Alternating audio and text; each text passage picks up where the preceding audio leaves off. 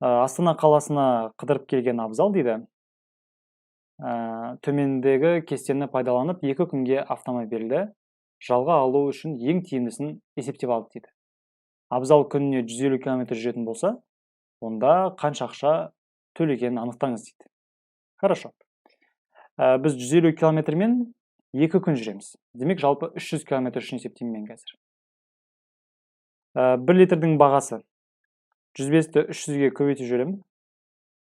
Өйткені маған 2 күнге 300 км жақпайын ба, калькуляторды ашып алайық.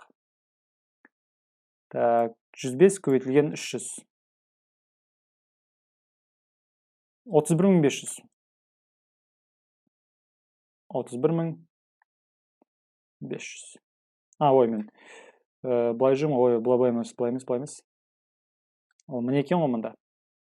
100 километрге 8 литр кетсе, 300 километрге 3-ге көбейтіп жүремін, 24. 24 литрге дейді екен.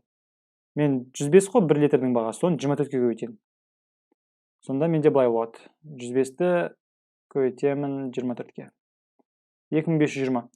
2520 теңгені мен жанар жағармайға құртам. 2520.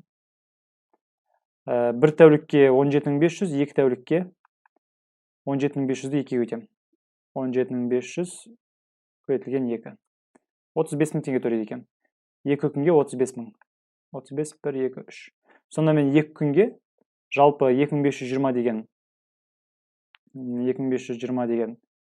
дизельдің бағасы бар, және де 35000 деген аренда бар. 37520 төлеймін. 37520. Жалпы осыншама төлейді екен. Менде қараңыздар, 100-ге дейді 12 жет дейді. 12. 300-ге осыны 3-ге көбейтпеймін ба, 300-ге ол 16 жет. То есть 36 жет. 120-ны 36-ға көбейтетін болсам, вообще үлкен сан болады. Значит, бензин маған никак тиімді емес. 16-ны 3-ге көбейтіп тастайық. Просто 120-ны 36-ға көбейтсем, вообще үлкен сан шығады. 16-ны 3-ге көбейтейік, 48 болады. 45-ті 48-ге көбейтейік. Мынау конкуренция составлять етуі мүмкін, 45 көбейтілген 48 дейік. 2160. 2160. 17-ні 2-ге өтем 34000. 34000-ға 2160 қосатын болсам, 36160. Сонда ең арзаны 36160.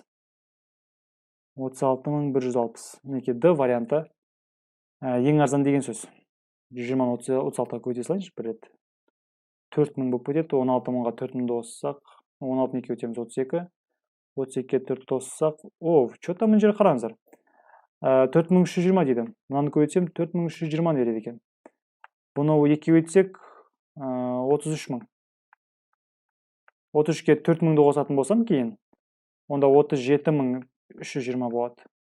Мына 37000, мына 36000 как-то 36000 арзан ғой, бірді болады.